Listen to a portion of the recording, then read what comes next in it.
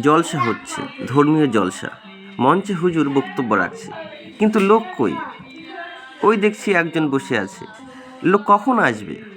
লোক আসবে তখন যখন তাবারক দেবে, বিরিয়ানি দেওয়া হবে।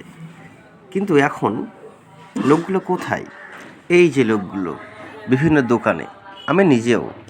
আর একটা কথা ভাবছি, হুজুররা মজলিসের দিকে মানুষকে আকৃষ্ট করতে পারছে না কেন?